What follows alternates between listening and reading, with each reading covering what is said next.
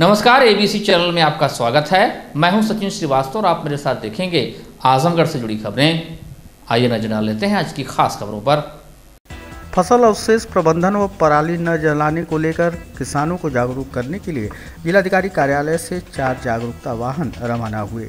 वाहनों को अपर जिलाधिकारी भू एवं राजस्व हरिशंकर ने हरी झंडी दिखाकर जनपद के 4 ब्लॉकों में प्रचार प्रसार के लिए रवाना किया। और आपके खेतों में जो कंबाइन हार्वेस्टर से आप लोगों के द्वारा फसल अवशेष खेतों में जो छूट रहा है उसको किसी भी दशा में आप लोग जलाएं ना। यदि आपके द्वारा जलाया जाता है तो इसमें माननीय राष्ट्रीय हरित अधिनियम की धारा 24 एवं 26 के अंतर्गत आपके ऊपर दंडात्मक कार्रवाई की। एडीएम वित्त एवं राजस्व ने बताया कि फसल अवशेष जलाना अपराध है, जिसका दोषी पाए जाने पर दंडात्मक कार्रवाई का प्रावधान है। अभी तक 15 लोगों पर यह कार्रवाई की जा चुकी है। उन्होंने बताया कि जागरूकता वाहन सभी ब्लॉकों में जाकर कृषकों को पराली जलाने से खेत व पर्यावरण को होने वाले नुकसान के प्रति जागरूक करेंगे, उससे खाद बनाने सहित अन्य फायदे भी समझाएंगे। इस समय धान की फसल की कटाई हो रही है और पराली प्रबंधन के लिए योजना चल रही है कि लोग अपने खेतों में पराली न जलाएं। उसके प्रचार प्रसार के लिए 4 गाड़ियां आज रवाना की गई हैं, जो क्षेत्र में प्रचार प्रसार किसानों को अवगत कराएंगे कि अपशिष्ट को खेत में जलाने से उसकी उर्वरा शक्ति समाप्त हो जाती है, इसलिए उसको खेतों में न जलाया जाए। आज ये 4 ब्लॉकों में जाएंगे, क्रमशः सभी 22 ब्लॉकों में हमारी गाड़ियाँ प्रचार प्रसार करेंगी लगातार। कार्रवाई की जा रही है। निश्चित रूप से जो जला रहे हैं उनके खिलाफ FIR भी दर्ज हो रही है, जुर्माना भी उनसे वसूल किया जा रहा है। लगभग 15 घटनाएं हमारे यहाँ हुई हैं जिसमें FIR और जुर्माना वसूलने की कार्रवाई की गई है और आगे भी जो करेगा उसके खिलाफ सख्त से सख्त कार्रवाई की जाएगी। अखंड सौभाग्य के लिए सुहागिनों ने बुधवार को करवा चौथ का व्रत रखा। हाथों में सजी पिया के नाम की मेहंदी उत्साहपूर्वक सज धज कर महिलाओं ने पति के दीर्घायु जीवन के लिए निर्जला रहकर व्रत धारण किया। परंपरा अनुसार रात में चाँद के दीदार के बाद पति का चेहरा देख अपना व्रत पूर्ण किया।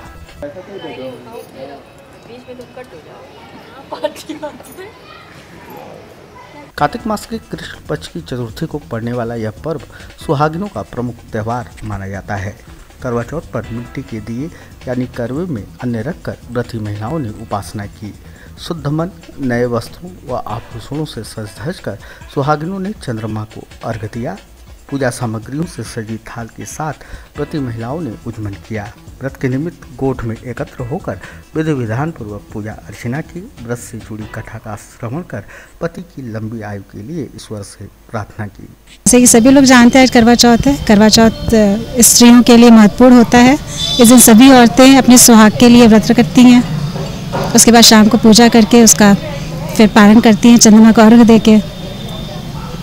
परंपरा क्या माना गया है इस परिवार के लिए? पति की लंबी आयु। हाँ, लंबी आयु के लिए व्रत किया जाता है। सभी औरतें अपने सुहाग की लंबी आयु के लिए व्रत करती हैं। आजमगढ़ शहर के नरौली में स्थित Rama multi speciality hospital and trauma centre में Rama blood and component centre का लोकार्पण बिहार प्रांत के राज्यपाल महामहिम फागू चौहान ने फीता काटकर किया। इसके बाद राज्यपाल फागू चौहान, वरिष्ठ अधिवक्ता शत्रुघ्न सिंह द्वारा संयुक्त रूप से दीप प्रज्वलन कर कार्यक्रम का विधिवत शुभारंभ किया गया। आयोजकों द्वारा कोविड-19 को लेकर समारोह में विशेष तरह की व्यवस्थाएं करते हुए सरकार की गाइडलाइन का अनुपालन किया गया।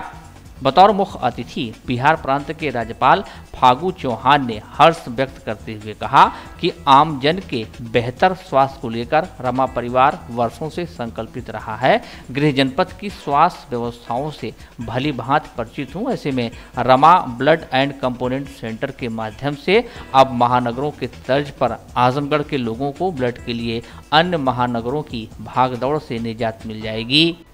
इस सेंटर का लाभ मंडल के साथ साथ पूरे पूर्वांचल वासियों को होगा, जिसके लिए डायरेक्टर डॉक्टर अमित सिंह व उनकी टीम की जितनी भी सराहना किया जाए कम है। जिले के लिए एक अच्छी चीज़ मिली है, सबको स्वागत करना चाहिए। कोई एक्सीडेंट हो गया, किसी को आदमी को कहीं चोट लग गई तो उस काम के लिए जो है क्या कि ब्लड बैंक सहायक होगा, इसके लिए खुला है।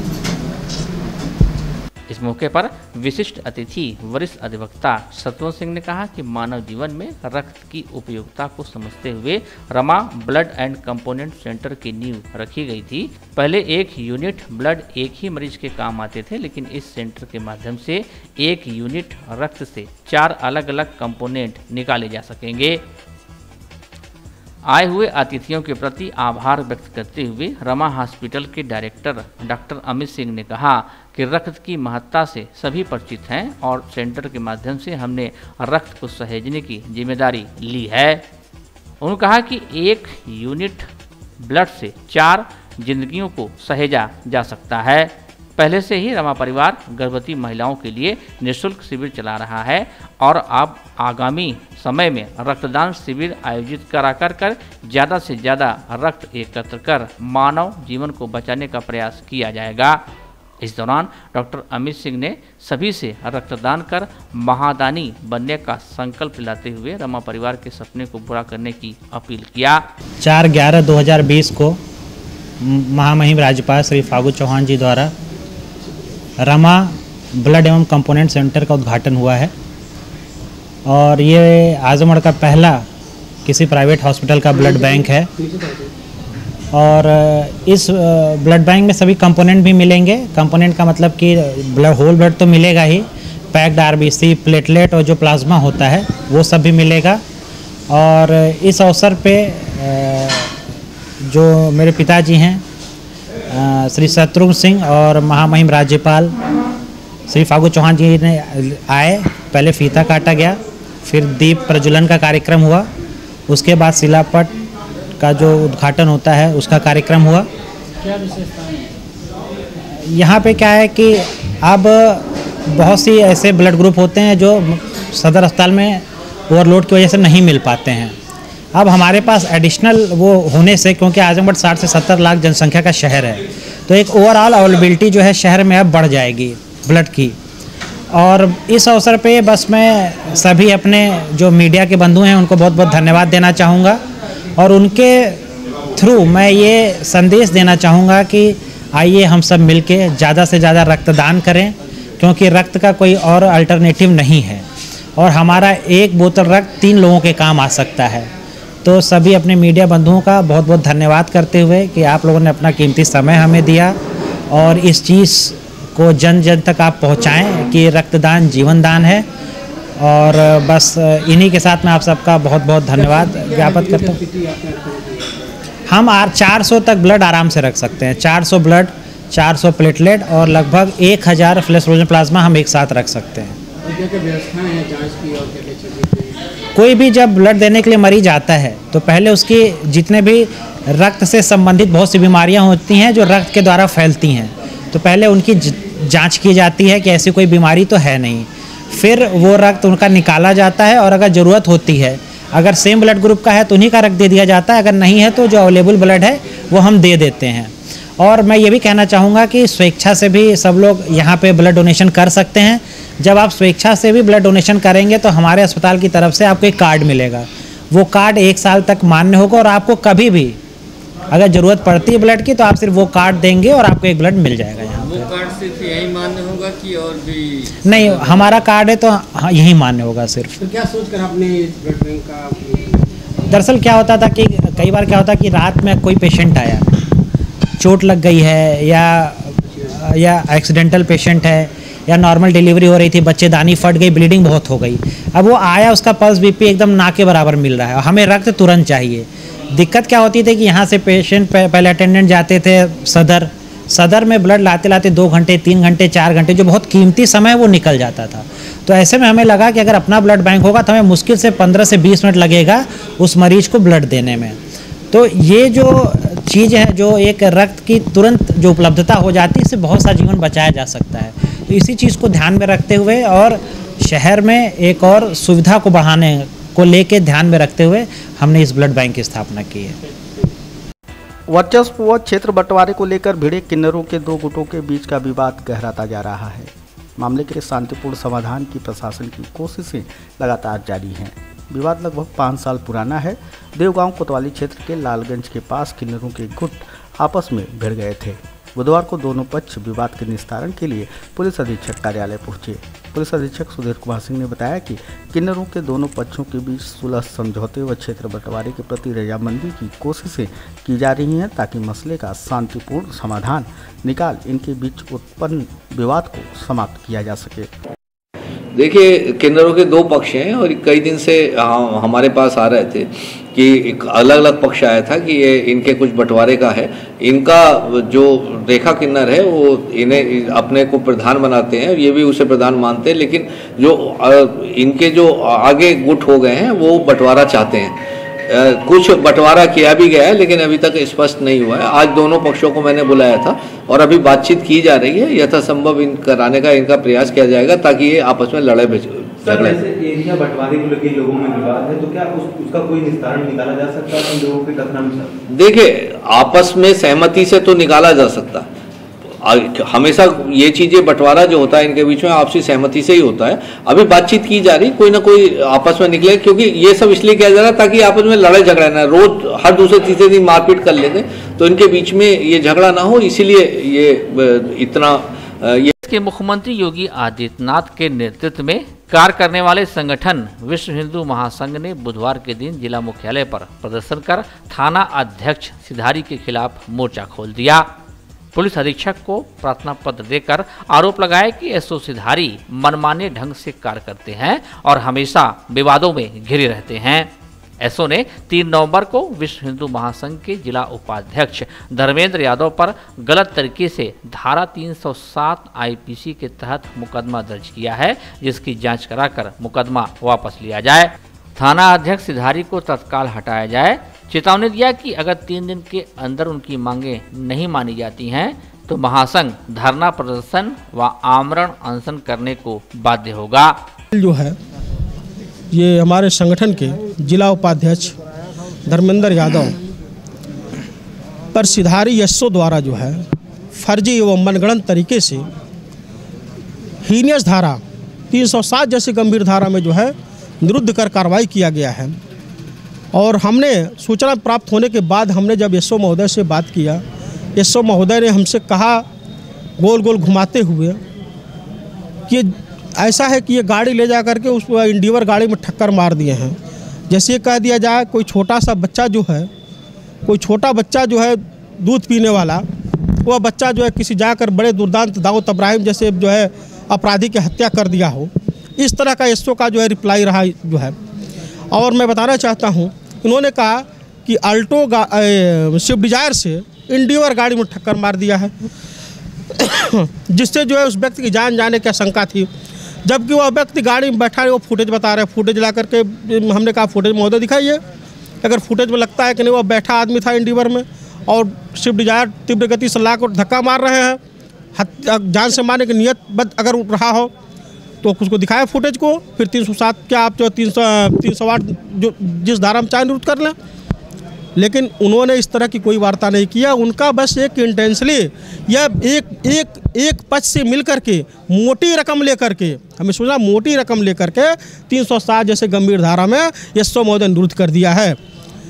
और हम जानते हैं, हमें विगत पहले सूचना मिल रही थी कि साथ ही सिधारी एसओ काफ़ी भ्रष्ट और लुटेरा किस्म का व्यक्ति है।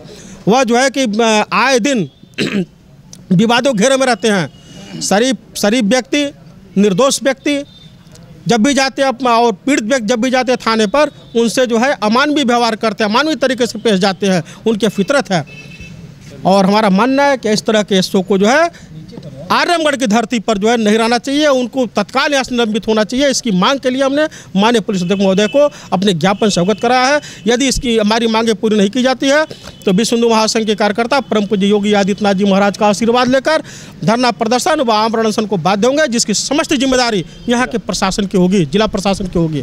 पुलिस अधीक्षक सुधीर कुमार सिंह का कहना है कि रॉयल इनफील्ड के एक कर्मचारी ने अपने मालिक की गाड़ी में जोरदार टक्कर मारी थी, जिसका सीसीटीवी फुटेज भी उपलब्ध है। इस मामले में 307 का मुकदमा दर्ज किया गया है। आरोपी को गिरफ्तार कर जेल भेजा जाएगा। घटनाक्रम की एसपी सिटी को जांच सौंपी गई है। महासंघ के लोग दबाव बनाने की कोशिश कर रहे हैं, उनके आरोप बेबुनियाद हैं। 2 दिन पहले एक मुकदमा दर्ज हुआ था, यहाँ एनफील्ड की एक एजेंसी है, उनके मालिकों ने मुकदमा दर्ज कराया था कि उनके जो एक एम्प्लॉय थे उन्होंने लोगों से पैसा ले लेके और उसे उनके अकाउंट में जमा नहीं किया। करीब 30-35 लाख रुपए का गबन उसने किया। उसके संबंध में मेरे द्वारा एक मुकदमा पंजीकृत करने का आदेश किया गया था। उस मुकदमा पंजीकृत होने के बाद कल रात में एक धर्मेंद्र, जो उसका अभियुक्त था धर्मेंद्र यादव, वो आया और इनकी गाड़ी में पीछे से टक्कर मारी। उसमें उसके संबंध में मुकदमा लिखाया गया है और सीसीटीवी फुटेज से भी इस बात की पुष्टि हुई है कि उसने घातक रूप से आके टक्कर मारी और इन्हें जान का खतरा भी हो सकता था। उसी का मुकदमा पंजीकृत किया गया है और क्योंकि ये बताते हैं कि वो इनका कार्यकर्ता है, लेकिन किसी भी दल का, किसी भी सामाजिक संगठन का वो कार्यकर्ता हो, उसे किसी तरह के आपराधिक कृत्य करने की इजाजत नहीं दी जा सकती। दबाव बनाने का प्रयास कर रहे थे, आज आए थे, उन्होंने जो लिख के दिया उस पर हमने एसपी सिटी को मार्क किया है और एसपी सिटी जो बिंदु है उस पर जांच करके कार्रवाई करेंगे। अभियुक्त क्लियर है, अभियुक्त है और मुकदमा पंजीकृत है, आज जेल भेजा जाएगा। हृदय रोगियों को अब इलाज के लिए नहीं जाना होगा महानगर। महानगरों जैसी सभी सुविधाएं अब आपके शहर आजमगढ़ के वेदांता हॉस्पिटल में उपलब्ध। लक्ष्मीरामपुर स्थित वेदांता हॉस्पिटल में एम्स के मशहूर हृदय रोग विशेषज्ञ gold medallist doctor Pankaj Sharma कर रहे हैं मरीजों का सफल इलाज। 2D इको, अस्थायी पेसमेकर व अस्थायी पेसमेकर की सुविधा उपलब्ध। आजमगढ़ के लोगों के को angiography, angioplasty, pacemaker, catheter ablation, ये सारी सुविधाएं यहाँ पे उपलब्ध अब हो पाएंगी। एम्बुलेंस और आपातकालीन सुविधा 24 घंटे उपलब्ध। Wooden touch Bhawarnath Azamgarh, a complete hardware store. हमारे यहाँ branded plywood, flush door, designer door, PVC door, 4 mica, fancy hardware, kitchen की चिमनी एवं मॉड्यूलर किचन की एक्सक्लूसिव रेंज उपलब्ध। अपने आशियाने में लगाइए 4 चांद, पहुंचिए वुडन टच भवरनाथ आजमगढ़। प्रतियोगी परीक्षाओं की तैयारी कर रहे युवाओं को अब महानगर जाने की जरूरत नहीं। आपके शहर आजमगढ़ के हाईडेल निकट हाफिजपुर चौराहा में खुल गया मानव इंस्टीट्यूट ऑफ कॉम्पिटिटिव क्लासेस, जहां ऑनलाइन ऑफलाइन माध्यम से bank, railway, SSC, UP, PCL, CET, UPSI, NTPC and foundation की तैयारी कराई जा रही है। कहीं भी कभी भी 24 घंटे मानव इंस्टीट्यूट की क्लास से जुड़कर अपने भविष्य के सपने को कीजिए साकार। एडमिशन के लिए जल्द संपर्क करें